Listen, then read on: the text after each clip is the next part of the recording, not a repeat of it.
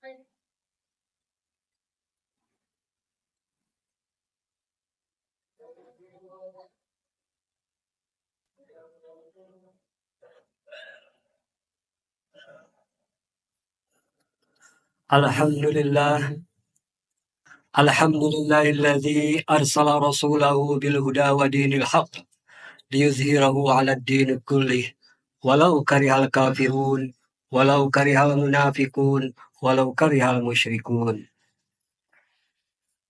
Asyhadu an la ilaha illallah wa asyhadu anna Muhammadan abduhu wa rasuluh. Allahumma shalli ala sayyidina wa habibina wa maulana Muhammad ibn Abdullah wa ala alihi wa sahbihi wa man tabi'ahu bi ihsanin ila yaumiddin. Faya ayyuhal hadirun usini wa iyyakum bitaqwallah faqad faza muttaqun. Qala Allah Ta'ala fil Qur'anil Karim, A'udzu billahi minasyaitonir rajim. Ya ayyuhalladzina amanu taqullaha haqqa tuqatih wa la tamutunna illa wa antum muslimun. Para hadirin jamaah salat Jumat Masjid Raya Mujahidin yang dirahmati Allah, disayangi Allah, dan semoga rahmat dan sayangnya selalu menemani kita sampai akhir hayat kita. Tidak hanya itu, semoga sayang dan rahmat Allah menemani keluarga kita, menyertai keturunan kita sampai hari kiamat nanti. Para hadirin jamaah sholat Jumat Masjid Raya Mujahidin yang dirahmati dan disayangi Allah. Puji syukur kita panjatkan kehadirat Allah Subhanahu wa Ta'ala yang telah memberikan kita kemampuan untuk melaksanakan ibadah sholat Jumat ini. Sementara banyak orang yang sudah dipanggil untuk melaksanakan sholat Jumat ini, mereka mendengar, mereka tahu bahwa sholat Jumat ini wajib, dan kegiatan apapun yang dilaksanakan berkenaan dan bersamaan dengan hari Jumat itu harus ditinggalkan.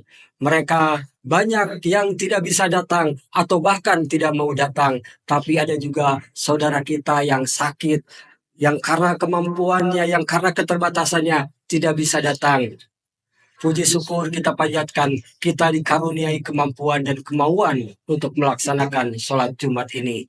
Kita doakan kepada saudara-saudara kaum muslimin yang belum bisa melaksanakan ibadah sholat Jumat bersama di masjid manapun, mereka diberikan kesehatan dan kemampuan Jumat depan untuk menghadiri sholat Jumat.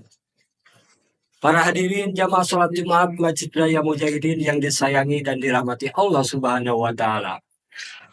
Dalam mengisi wasiat takwa pada kesempatan sholat Jumat ini, khatib hendak mengingatkan salah satu surat Al-Quran yang mungkin kita telah hafal dan kita telah menghafalnya sejak kita masih kecil, yaitu surat Al-Asr, yaitu berkenaan dengan suatu momen waktu yang bernama Asar.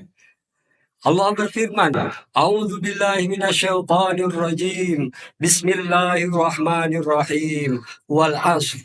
Innal insana lafi khusr illa alladzina amanu wa 'amilus shalihati wa tawashaw bil haqqi wa tawashaw bis sabr. Di ayat ini Allah bersumpah dengan suatu momen, dengan suatu kejadian, yaitu ketika matahari dalam keadaan asar. Setelah subuh, zuhur ada asar. Sebenarnya sumpah Allah di dalam Al-Quran yang berkenaan dengan waktu banyak sekali. Wal-lail, was-subhi, wal-fajr, wal-lail, wal-fajr, was-subhi, wal-duha, wal-nahar, wal-asr.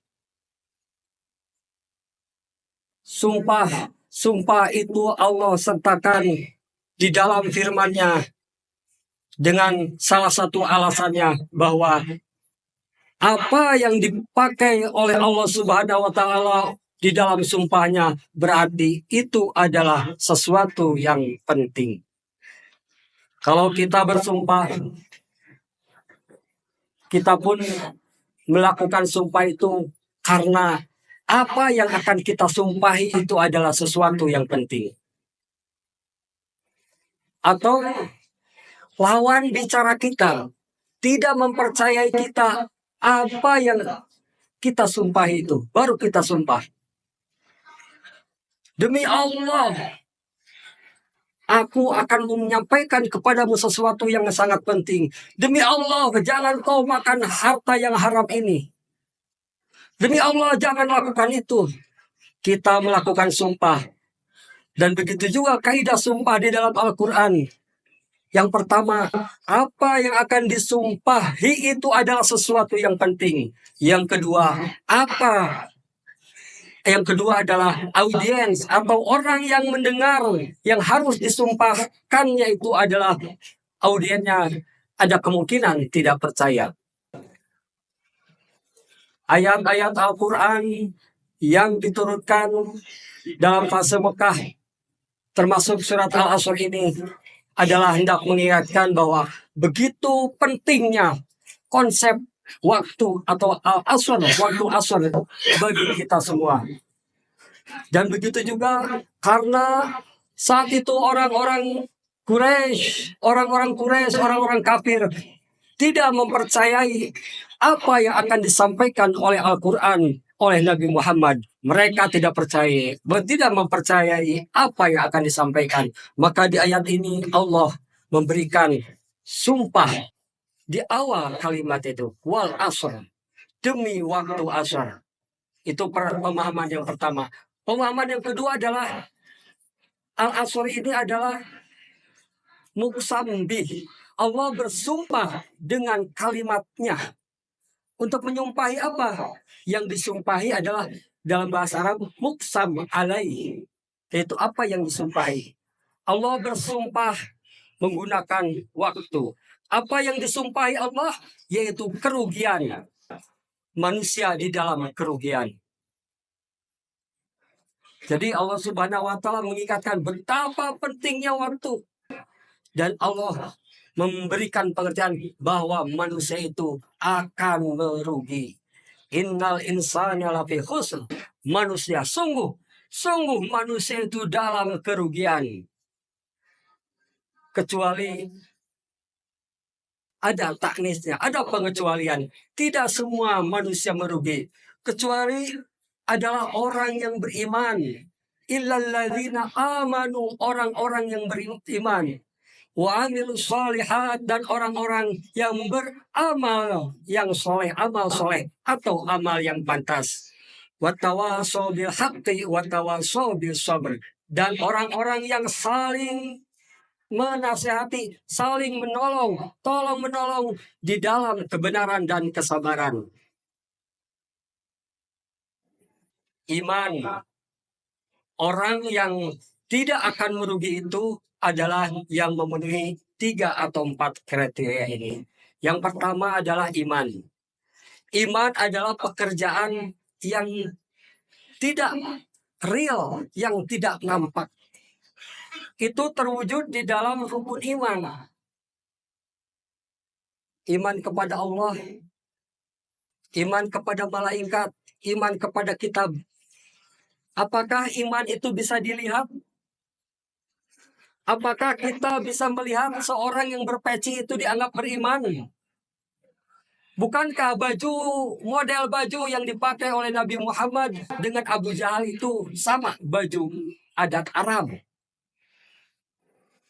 Bukankah di Arab sana pakaian bahasa yang dipakai oleh orang Kristen dan orang Islam itu sama? Tidak bisa dibedakan. Iman tidak bisa terlihat. Iman adalah pekerjaan yang gaib. Dan itu ada di level setiap kita. Setiap kita. Kadar iman saya dengan Anda mungkin berbeda. Kadar si A dan si B itu berbeda. Itu adalah pekerjaan yang tidak terlihat. Itu ada di level kesadaran.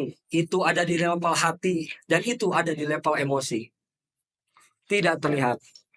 Dan yang kedua yang menyelamatkan kita dari kerugian, yang menyelamatkan manusia dari kerugian adalah amal soleh. Banyak kata pekerjaan di dalam Al-Quran yang dipakai. Amilus solihat, ada fa'alu, ada kasaba, kasabu. Singkat cerita, amal ini adalah suatu jenis pekerjaan yang disertai dengan kesadaran pelakunya. Jadi mudah-mudahan kita datang ke Masjid Raya Mujahidin ini adalah dengan penuh kesadaran. Itulah amal. Kalau Anda melakukan transfer uang ke masjid, memberikan duit siapapun, di luar kesadaran Anda, dalam keadaan ngelindur, dalam keadaan mabuk, atau dalam keadaan yang mengakibatkan seseorang kehilangan kesadarannya, maka itu tidak menjadi amal. Maka dari itu, salah satu konsep balik adalah dia dewasa. Dia bisa berpikir, dia balik secara fisik ataupun secara emosi dan pikiran. Jadi yang menyelamatkan seseorang dari kerugian yang kedua adalah amal, yaitu perbuatan pekerjaan yang disertai dengan kesadaran. Selain kesadaran, alangkah lebih baiknya setelah itu disadari dengan ilmu. Karena banyak orang yang melakukan amal dengan penuh kesadaran, tapi tidak disertai dengan ilmu. Para hadirin jamaah sholat Jumat Masjid Raya Mujahidin yang dirahmati dan disayangi oleh Allah Subhanahu wa Ta'ala. Amal ini adalah pekerjaan fisik. Kalau iman, pekerjaan hati, pikiran, dan emosi. Amal adalah pekerjaan fisik. Baik tangan, ucapan, penglihatan, dan lain-lainnya. Itu muncul dalam rukun Islam. Syahadat, sholat, zakat, saum, dan haji. Itu adalah pekerjaan fisik. Bahkan ada juga melibatkan pekerjaan harta kita. Yang ketiga, yang menyelamatkan manusia dari kerugian ini adalah saling tolong menolong. Tawasau bil haq wa tawasau bis sabr. Saling menasihati dalam kebenaran. Nah, ini Al-Quran menggunakan kata tawasau, yang kalau diterjemahkan ke dalam bahasa Indonesia saling menolong. Ada resiprokal, ada kata yang resiprokal. Kalau ada kata saling, kalau ada kata kerja dalam bahasa Arab menggunakan wazan tafa'ala, kalau ada kata kerja di dalam bahasa Indonesia menggunakan kata saling atau diulang, misalkan tolong menolong, bahu membahu, itu adalah dilakukan lebih dari satu orang. Artinya yang pertama yang menyelamatkan manusia dari kerugian adalah pertama iman, sesuatu yang gaib. Dua adalah amal, pekerjaan yang dilakukan penuh kesadaran. Itu bisa dilakukan oleh setiap kita. Dan yang ketiga adalah tawasau, saling tolong menolong. Artinya ini adalah amal sosial, sesuatu yang dikerjakan secara bersama-sama, tidak sendiri. Jadi keimanan kita, kesolehan kita tidak pada level personal, soleh yang sorangan ini, tetapi pada level sosial. Jadi hal yang ketiga yang menyelamatkan manusia dari kerugian adalah sifat gotong royong. Dalam hal apa? Dalam hal kebenaran. Karena banyak sekali orang yang menyatakan dirinya beriman, kemudian dia bekerja dengan penuh kesadaran, dia tolong menolong, ternyata tidak dalam hal yang kebenaran. Tapi ada juga orang yang tolong menolong dalam kebenaran, tapi dia tidak sabar. Ketiga hal ini, iman, amal yang penuh kesadaran, dan amal dan gotong royong, ini adalah tiga perkara yang akan menyelamatkan kita dari kerugian. Barakallahu li wa lakum.